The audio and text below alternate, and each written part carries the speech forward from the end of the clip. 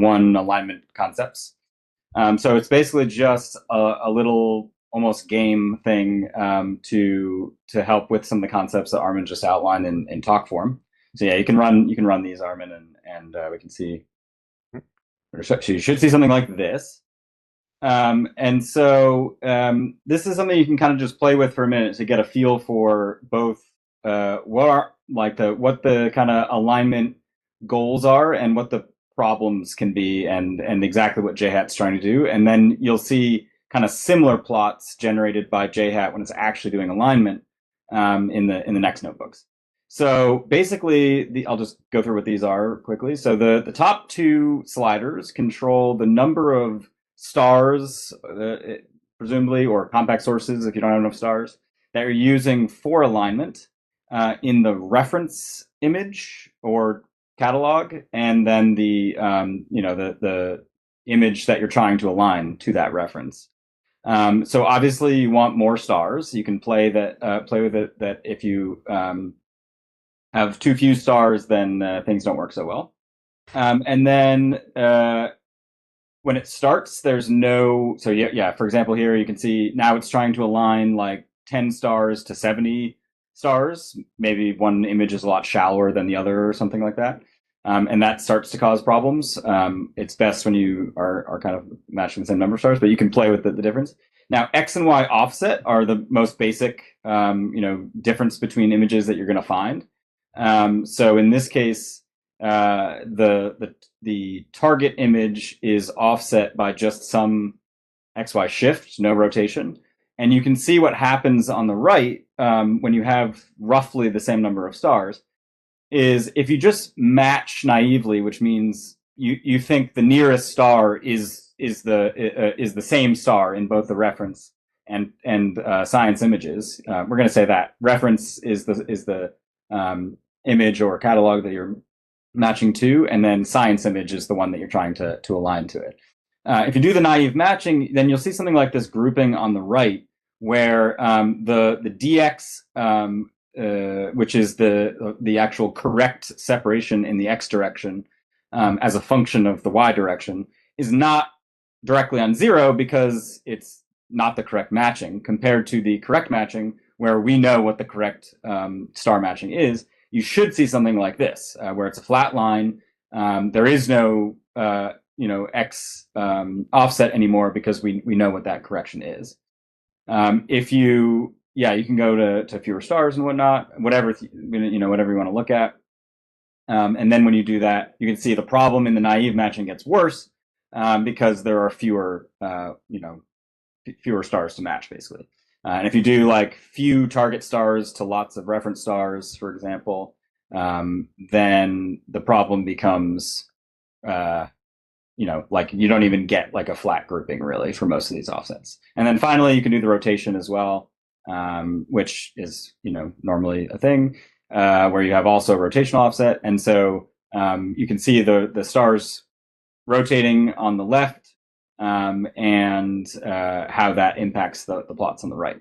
So you can play with this for a minute, and Armin, if you want to, make any specific statements about this, feel free. And then in the following notebooks, you'll see plots that look like this, which are showing you the stars that it's trying to match, similar to this plot on the left, as well as this same kind of dx versus y or dy versus x that is showing you what it thinks the matched stars are and what that means for the offsets in XY and rotation.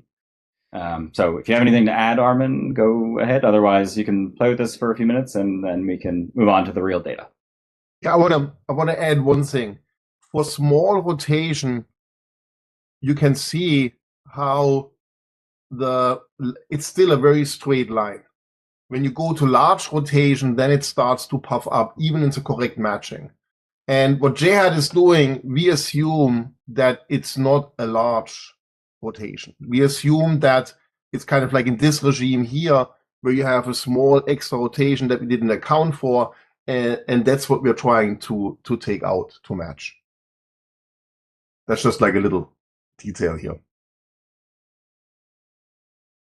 So, yep, pretty much just kind of a game version of the talk Armin just gave, just to show you like how this actually works, and to give you a little bit of grounding for the types of plots you're going to see.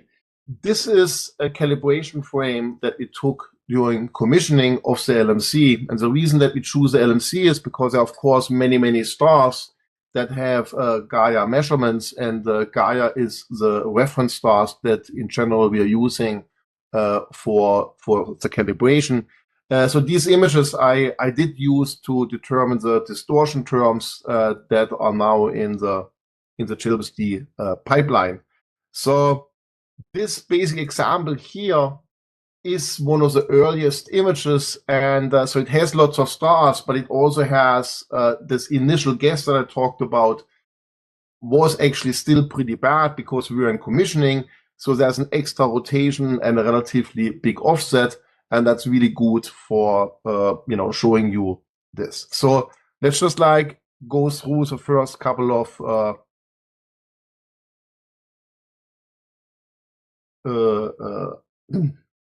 blocks here, and that's just like basically the initialization, and it sets the telescopes to JWST.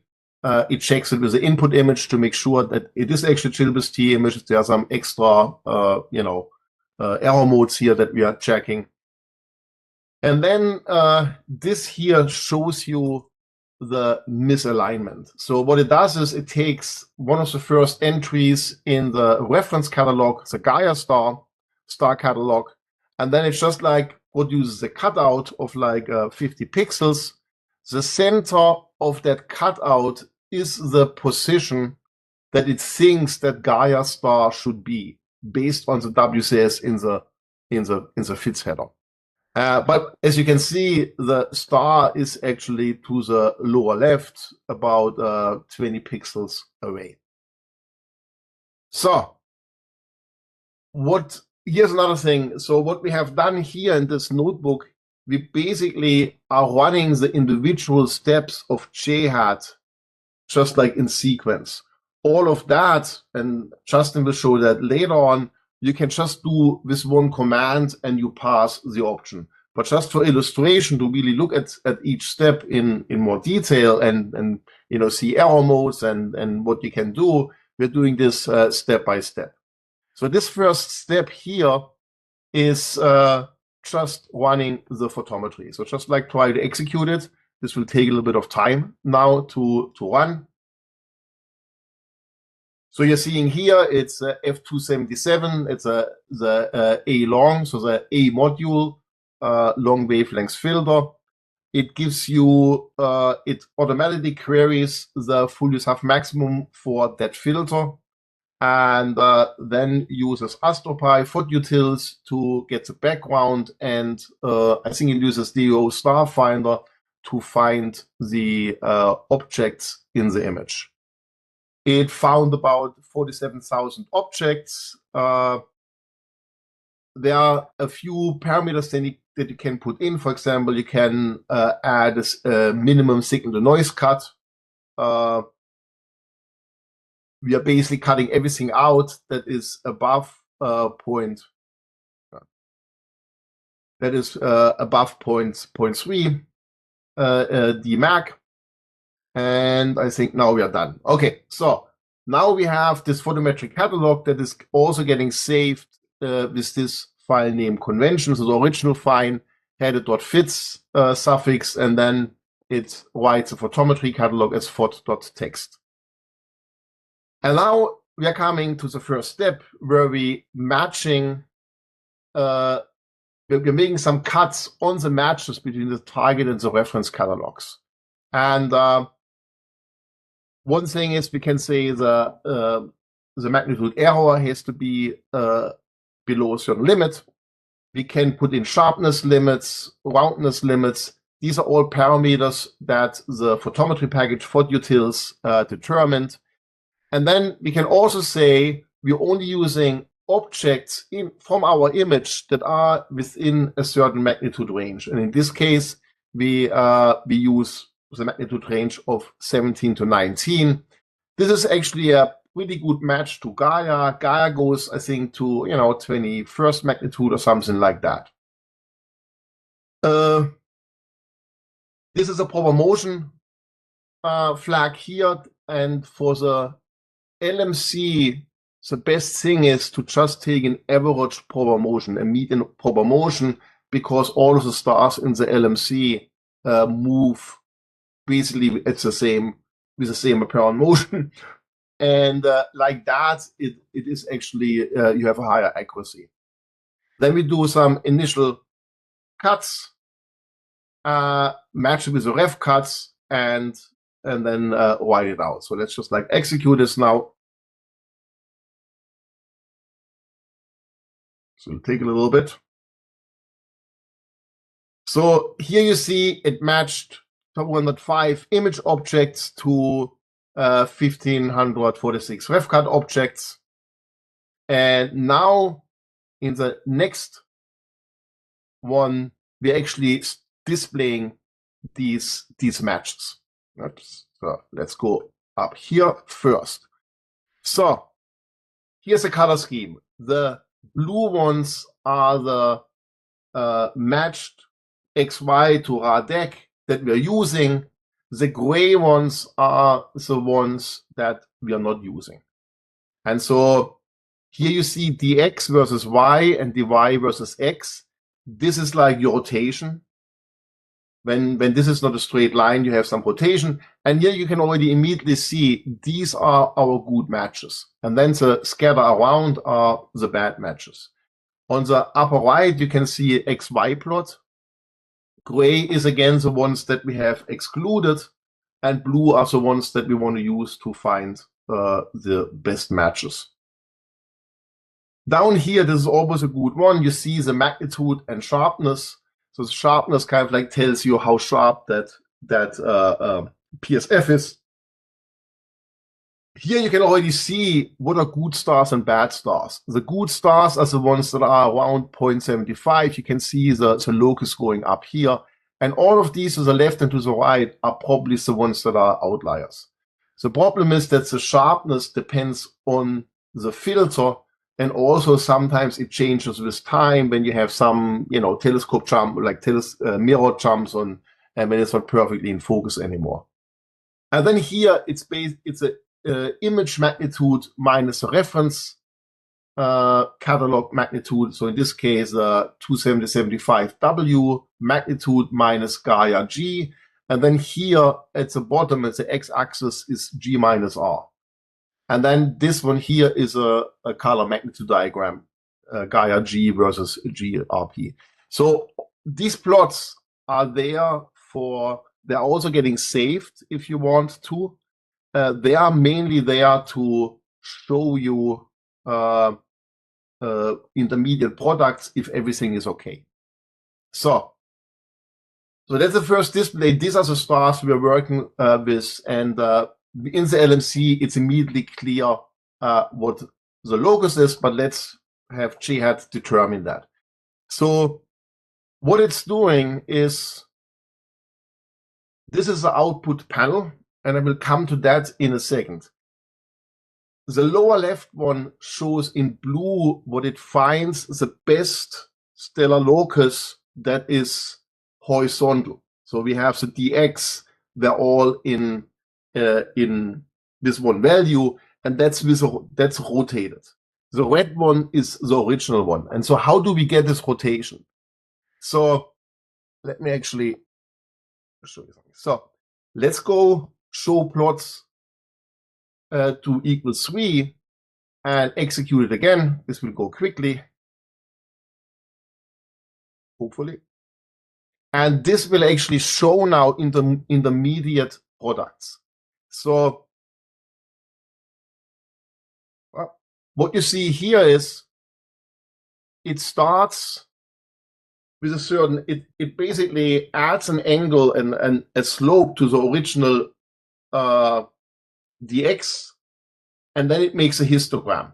So the blue is a histogram and the red is a smoothed out histogram. And so you can see here, the blue one, it's definitely not a nice straight line with a constant value. So it has a slope and it's all pretty erratic. And then we go in step sizes and change the slope. And so you can see how slowly the histogram is getting tighter and tighter. And then when you get close to what you can see clearly here is the best solution, that peak here is getting higher and higher.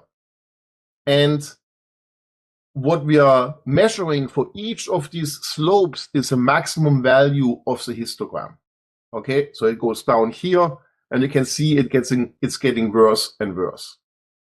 So now when we go back to this main panel, this histogram here is these peak values versus the slope.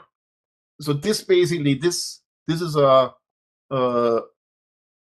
plot that kind of like tells you pretty quickly if you have a good match or not. So this here is the peak of this previous histograms. And you can see when you get to the right slope, that peak is the highest. This is just like, again, you know, the peak is 16 here. And when you go down, it's actually here, it's 100. So the peak here is 100. And you can see this exactly here. And then for this best slope, you get a best guess of where the this dx is.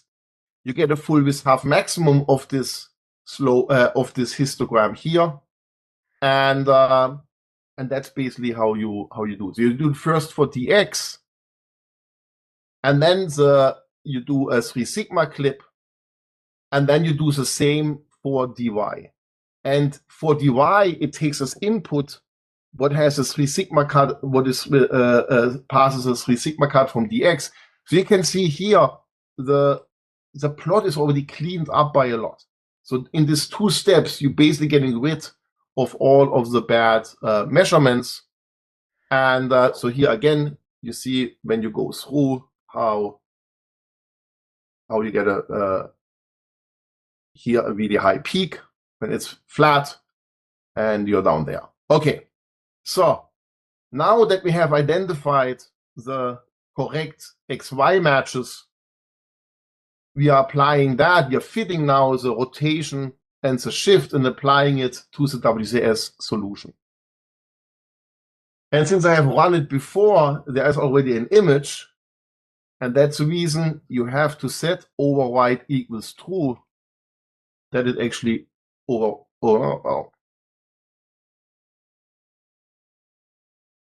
Now I want to, you could say like, hey, that's really easy. I mean, you see this stellar locus here very clearly, and you say like, why do I need a program to do that? So let's go back up here, and we set the magnitude limits to 23. Okay, so now run it again. And this might take a little bit longer now because there are many more stars that it will actually use. But okay, it is done. And now we do the same thing. So now you look at this, and here it's not so clear anymore which is the right locus. How do you do that? And now let's look at the output. So here again, it does find the locus. And so now let's go through this again here, through these different steps. And you see there's a lot of noise, but when it gets to the right rotation, you have this really, really nice peak here that comes up. And so you can see here how it's a real mess. You can still find the peak. And then you do the cut, the first 3 sigma cut. And then you hand it over to the other one. And look at that. It's already cleaned up by a lot. So again, doing it twice, first dx and dy, really helps to get rid of these bad detection. And so here you can see you go through and you have a really nice one. So, but it's good that we see this now because JHAT is changing the header, the FITS header, and it changes the ASDF extension. The real WCS is in the ASDF extension. If you want to have the most accurate astrometry, you have to use a JWST image models that are in the JWST module to convert XY to RADEC and vice versa. And then a zip solution is fitted to the best solution and put in the fits header. So the fits header is only it's only an approximate solution. So whenever you need the most accurate solution or conversion from XY to RADEC and vice versa, use a JWST module image models, and only if you want to have a rough idea or you use DS9, then the DS9 uses a fits header. So JHAT always saves two plots. This is like the pre-WCS correction. So now you can see the blue ones are the ones that were used, and the red ones are the ones that are rejected. That's before the WCS correction. And then here is exactly the same image panels again, but now after the WCS correction. And as you can see, the solution is much better. So a couple of things to this plot. So here you see a little slope. And when you have dx versus x and dy versus y, when you have a slope, that's because your distortions are not perfect. So you have a plate scale change that is not accounted for. So the reason this is because these are commissioning images, and after that there was a refocus. So the distortion that we have now are not perfect for these images. Still good enough to get a good solution. What you also see here is an XY plot. And then here again is a JWST magnitude, the JWST magnitude minus Gaia magnitude versus Gaia color. And actually what you can see here is that you have two populations of stars. One that has a color of 0 and the other one that has a color of 2. And that's probably, giant stars versus main sequence stars or something like that. And here's a sharpness plot. You can see it still uses these one. I think these are actually saturated stars that we shouldn't use. Sharpness versus roundness. And here is a color magnitude diagram. So, so these are the right plots. You always want to look at the final WCS plot that you see here. And when you look at that stuff, you can normally figure out relatively quickly if you're on the right track. So the color should normally be similar or have like two components or something like that. So the last thing I wanna show right now is when you look at this plot, you can already say like, I know where all of these bad data points are actually with a color bigger than 3. Okay, so keep this in mind. Let's go up again.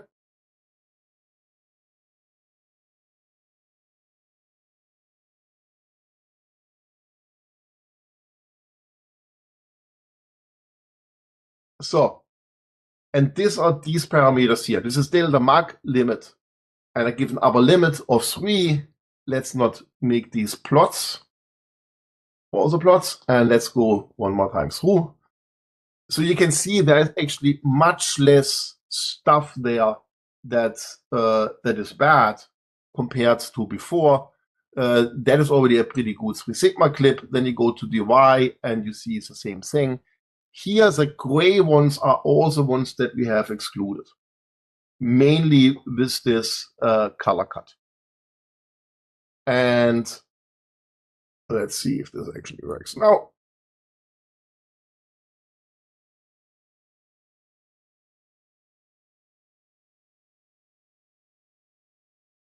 So, and now if you look to the upper right, to the color diagram, you can see the cuts that we have done. So we have a priori, we have excluded all of these stars. So here's, JHAT is not a tool where you just like plug something in and you know that it will 100% work. It's a tool that helps you to find the correct WCS solution.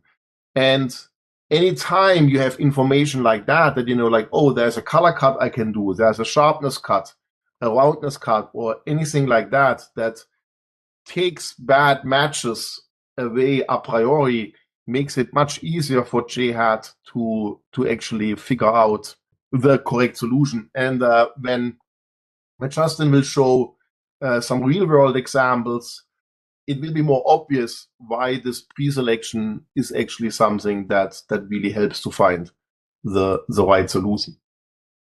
When you look here at, if you go to the bottom here, the last cell, you can actually see how the alignment improved. This was before to the left, and after the alignment, you can see that there's a very good alignment between the Gaia star and the image. So this one, it's basically the same thing, but it's an example that is more common for me at least. And so, you know, whichever one is the version that makes more value for you, feel free to you know, pay more or less attention. So Armin's example was aligning LMC to Gaia. That's great when you are in a dense stellar field where there's lots of matches to Gaia. LMC is a great example. For many extragalactic examples, there are just a couple of Gaia stars, you know, between 1 and maybe like 5 or 6 Gaia stars. And maybe, you know, maybe they're saturated with JWST, maybe, you know, maybe they're at the edge of the detector, who knows? So there could be lots of reasons why you won't be able to directly tie your WCS solution to Gaia, at least not automatically, without some more hand-holding. So a more common need for me, at least, is I have some either some reference image that is maybe at a previous date, or maybe you know, maybe I'm matching across filters, or matching to HST imaging or something like that, where I don't really care what the absolute alignment is with Gaia. I just want to make sure that my image is well aligned to another image or a catalog that I have from someone else. So that's what this example is. So in this case, you can see that the input image here is a NIRCam image, which is you know, on the third line there. It's another same level 2 individual exposure calibrated file. But then the reference here is not Gaia, it's going to be just another image, which we just chose from the JADES program from cycle 1. And so that is a level 3 image. It could be a level 2 image. It doesn't really matter. It can be any image you want. And that's what we're going to use as the reference instead of tying to Gaia.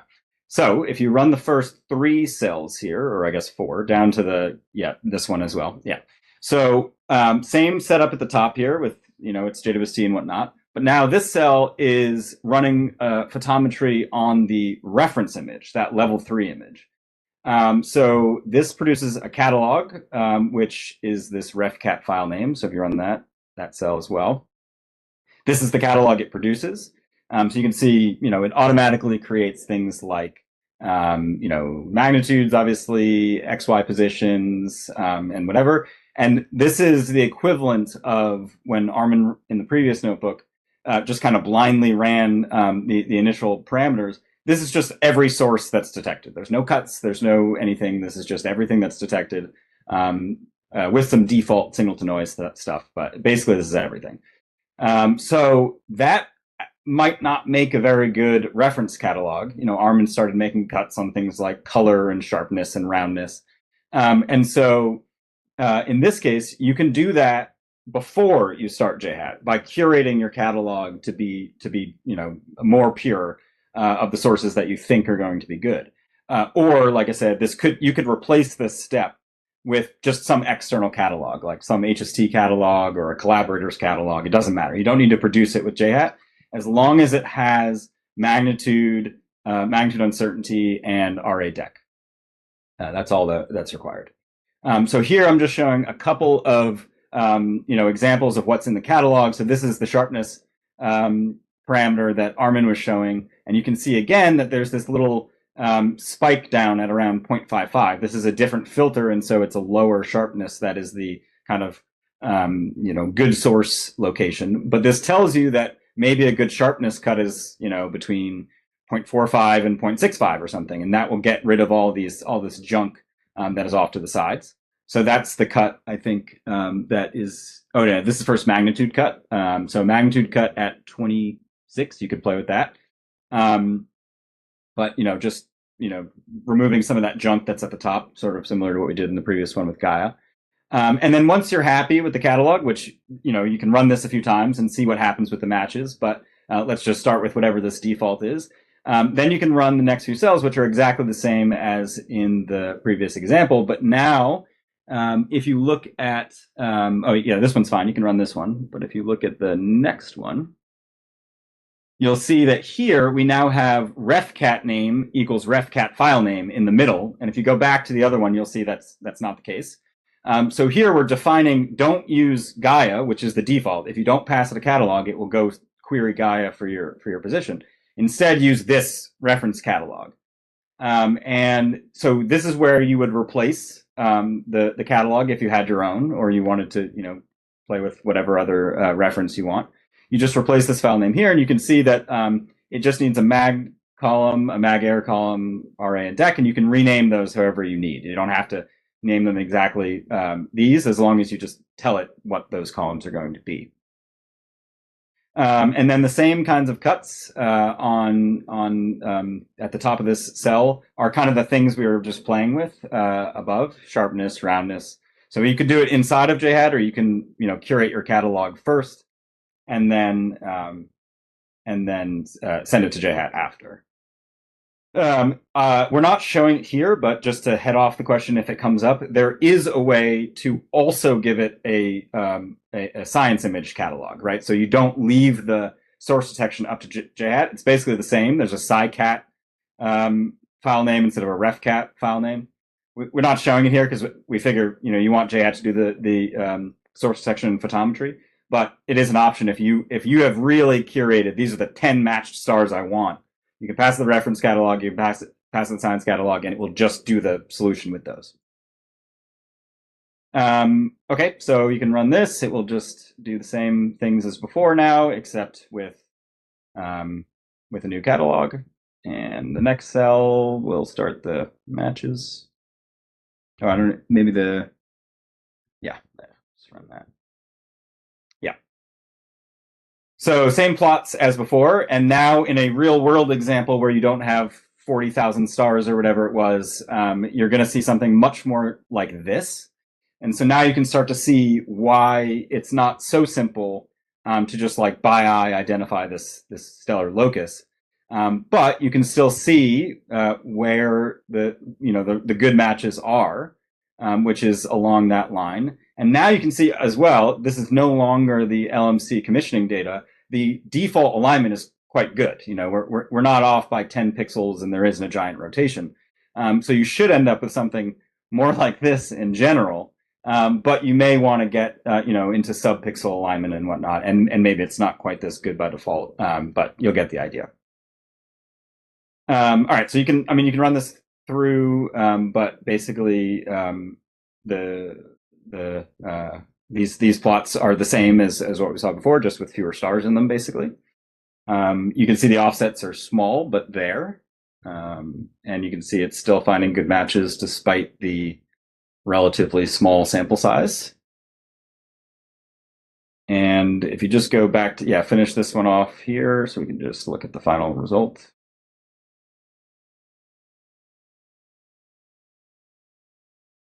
Yeah. So now you see, this is the type of thing that I usually see, not the beautiful, perfect line in the other one, is like, maybe a dozen or two matches, and not like a perfect line, but definitely, in a nice locus that is centered on 0 in the after WCS correction.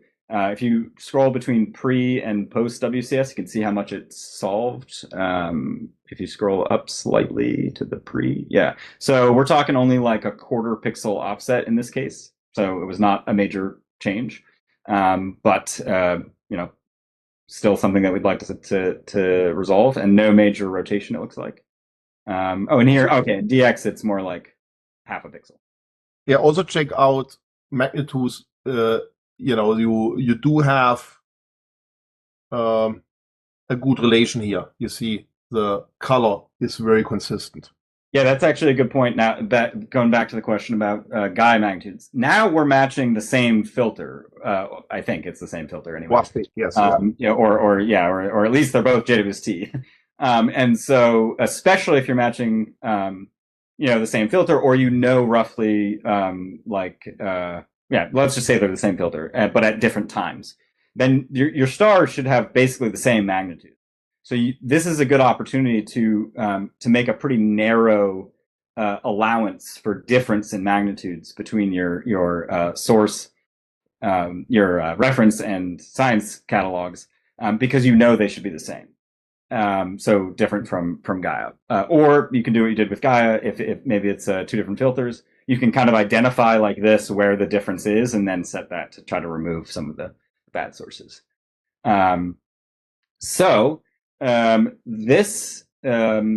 This notebook is half completed. So if you scroll all the way to the bottom, there is a example that is harder and not complete. So this is an opportunity to do one of the two following things. So if you'd like to try and figure this out yourself, basically, then I've just set up the file names. So if you look back up to NearCam versus NearCam, you'll see this is set up basically the same way with a new file name, which is a MIRI image. And the reason that that's difficult, but something you might want to do, is because MIRI has far fewer sources visible than NearCam. And especially if you're trying to do something like you want to align MIRI images to Gaia or something, that is really hard to do. And it's often easier to align MIRI to NearCam where NearCam has been aligned to Gaia. So you kind of give it an intermediate step. So I basically just replaced this top thing down below with a MIRI image. And then after that, you can fill in the steps that you'd want to align MIRI to the same NearCam catalog. And there's also a MIRI even redder band if you want to mess with that. There's a solution notebook, so we can go through that.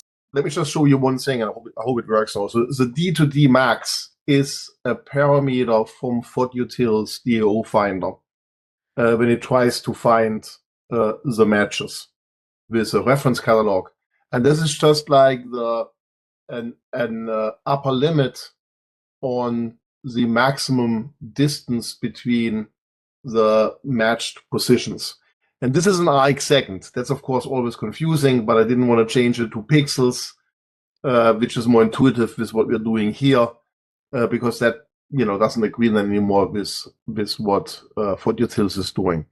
And so the pixel, the plate scale is 0.03 arc second per pixel for the short wavelengths.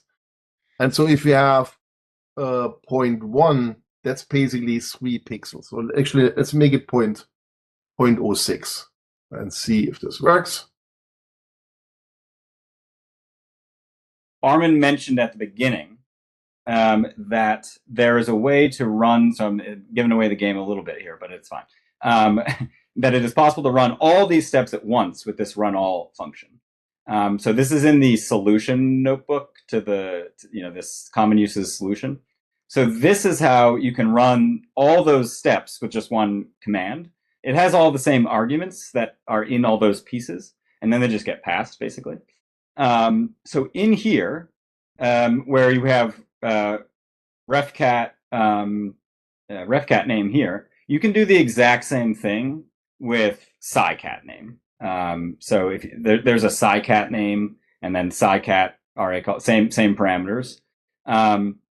And if you pass that, scicat and refcat, it doesn't do any source detection. It just does your exact catalogs, does the matching with those, and does your well, if you've already solved the offsets, they should be 0, but it'll do offsets and rotation all at once with that. So that's how you can just force it to do the solution without messing with any of the detection and whatnot. So that's one way, and that's when your initial guess is good enough.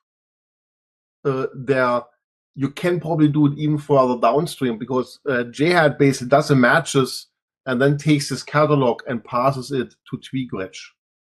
And in some way, you can just simulate that. You make this catalog that has all these matched objects, and then just pass it to this hacked TweakReg version that we have. That's exactly what that does, though. I mean, if you do, okay, I mean, yeah. you can do it yourself, but that is exactly what happens. Is it just skips all this other stuff and just passes those catalogs directly one-to-one. I think it doesn't even.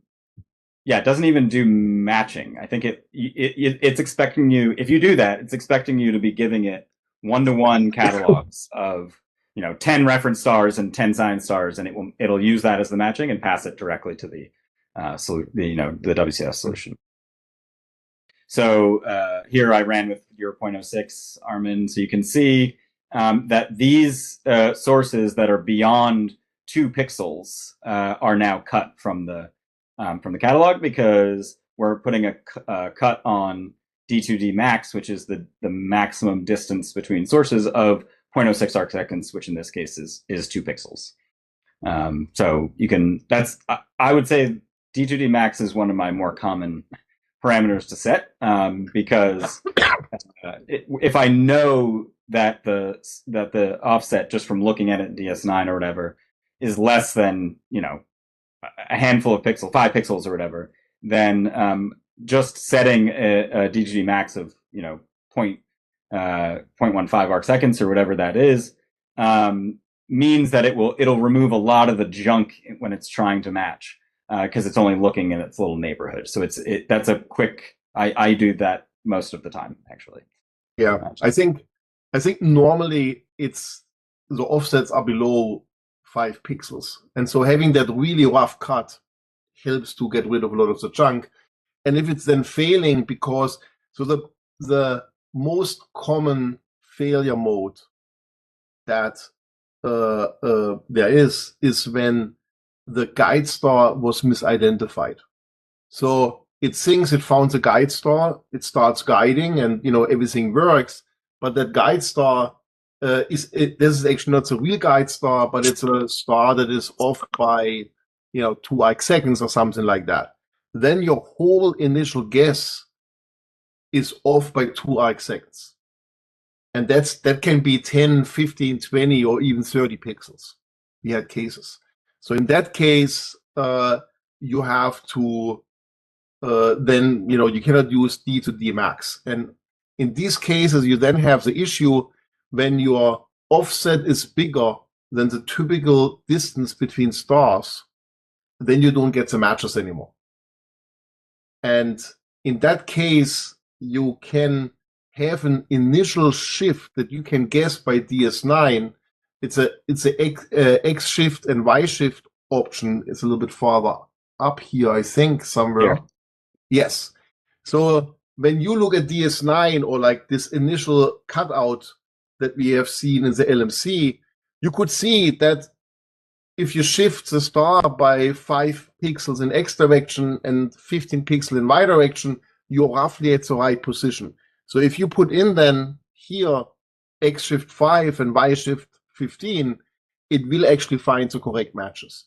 So for these big offsets, if you have any idea what the offset is, just a rough estimate, putting it into X shift and Y shift solve that issue. So this is like for the real failures, guide star failures, where your initial WCS is completely off.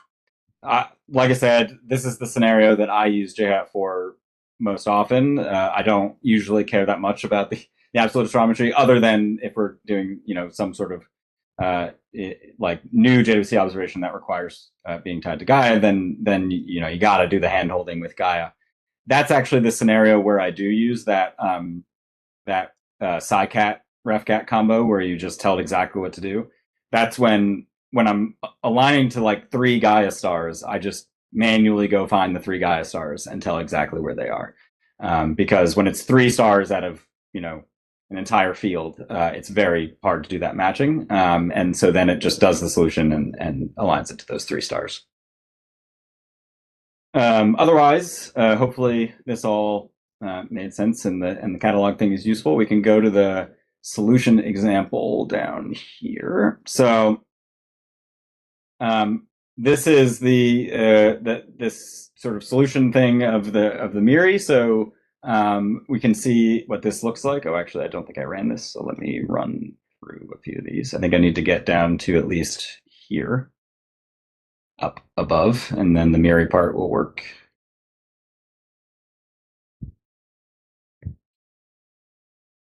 Okay, so now down to MIRI. So you can see this is a MIRI 770 image, which is the easiest. Well, 560, but the blue end of MIRI is the easiest, basically, because it's not so far from the NearCam imaging. And you can see we're aligning in this case to NearCam F444. So this is like the easiest MIRI example we can do, where you've got a blue MIRI image and a red NearCam image. But the reason we're showing it is because if you really do want to align MIRI to something, HST or Gaia or whatever, the way that we do it is by aligning, let's say you do want to align, this is F1800, so it's the 18 micron and the 7.7 micron. Aligning 1800 to HST is going to be very hard. But what we do is we take the bluest MIRI image we have, we align it to the reddest NearCam image we have, and we've already, not in this example, but let's assume we've already aligned F444 to, let's say, our bluest NearCam image, F115 or something. And that has been aligned to Gaia. That is like the cascade of alignments that makes it, is the best for MIRI. And then once we have our 770, we can go and align F1800 to that, right? So it's very difficult to go directly from these very red to a bluer catalog. So if we run some of these, you'll see, I think, what I mean. So I'm just going to run through some of these. So this is the F444 catalog, and same kind of things. I'm just cutting this catalog, and then we can run the MIRI data through, and we can see what it looks like.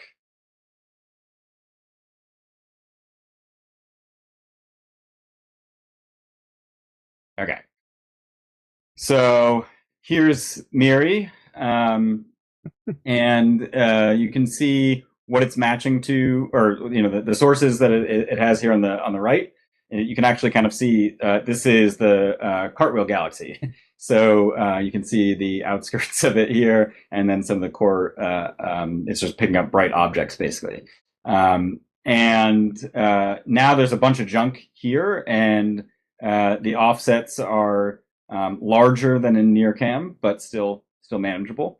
Now you can see also that the magnitude minus ref magnitude is several magnitudes, because we're comparing MIRI to NearCam. So again, you could look at this and put on cuts. We can do that in a second, but in the meantime, it's still able to do its matching. Check this out. Yeah, this is the same just issue with being on the platform, but hopefully not a problem for everyone else, because we've run it multiple times. And now you can see what it did. It found this match. You can see the offset now from MIRI to NearCam is more like a pixel, 1 to 1.5 pixels. And if we were running on local, or this was not, hopefully if you run this and it's not the second time that you ran this, you'll see the after WCS correction, and this should be centered on 0. So because we chose blue MIRI to red NearCam, this is not so bad. If we go back up and change MIRI to this 1800 image and try it again, I'm just going to run through quickly all these. All the NearCam stuff is the same. It's just now we're using the redder MIRI. See what that looks like. Okay. So now there's even fewer sources. There's still kind of this locus, but you can see now we're really struggling. I mean, because we know it's roughly around here, but you can imagine if this was spread out over 5 pixels or whatever, it'd be harder to see. There's really not much in the way of a dense stellar locus to identify, trying to go directly from Miri to NearCam. Not even as good as it was in F770. So, you could still do this and it'll still work decently if we go through this. I think this will work actually because it's now a new image. Yeah. But now you can see, look at our after WCS correction. We've got like a 1 pixel spread here compared to that 0.2 pixel in NearCam that we had. And there isn't a real clear, stellar locus that is showing you whether there's a rotation offset or not. Like you could imagine drawing a line through this in a couple ways that could mean that there's still a residual rotational offset here. And that's just because there aren't enough sources to match, and there's probably some scatter in which matches are actually correct. So it just gets harder the redder you go. And this was also like still best case. We're taking the reddest NearCam image. We're doing it with the still kind of a mid wavelength wise Miri image, and it still gets very difficult.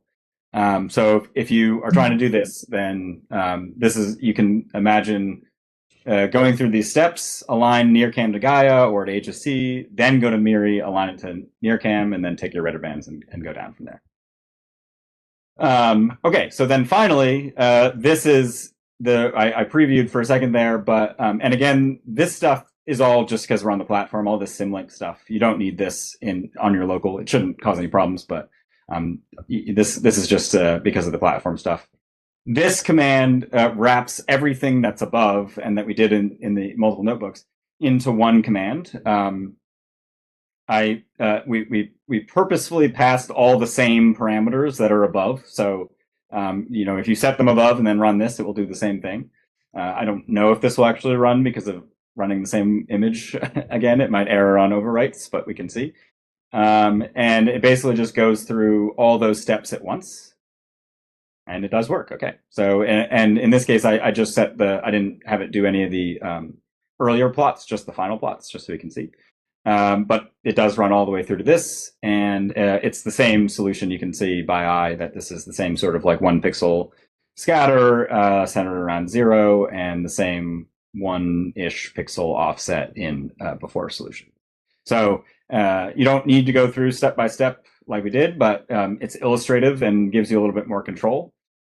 This lets you just run the whole thing and still tweak all the parameters as needed. When you align individual cal.fits file, level 2 files, and then you want to combine them with a pipeline into mosaics, you have to set the image3.tweakreg.skip equals true. Because if you don't set that, then tweakreg internally will try to readjust the WCS, and it actually will make things worse often. So when you do combine, when you use WCS aligned images with JHAT, you do want to turn that off. Let me say it again. Yes. It's maybe put that in the Slack, and the chat, I guess. But yeah, that's right. We didn't go all the way through to the next stage of the pipeline, but basically the default pipeline, the default, what you get from MAST, basically, between the level 2 and level 3 stages runs tweakreg, which does the automated alignment, which you can see is usually pretty good. It's within a pixel or whatever in these cases. So what JHAT is meant for is to really just give you manual control, semi-manual, semi-automated control over that stage, the tweakreg stage. And so you take the level 2 images usually that come out of the pipeline. JHAT does work on level 3, I will say. If you just want like a rough level 3 to level 3 alignment, you just have drizzled images. It'll work, it'll run. But we definitely recommend aligning the level 2 images before drizzling. That will be a lot cleaner. But it'll work on level 3. But so basically, you're just replacing the tweak order step. If you go back to level 2, you align your images with JHAT. Then you want to turn off the automated alignment that happens at the level 3 stage. Otherwise, you'll basically end up back with the default alignment. It's just one line in the drizzling step. But yeah, I will say we didn't show it because we don't necessarily recommend it, but it will work with level 3s if all you're trying to do is just like get a view of like what, whether a source is still there or whatever. You can do that.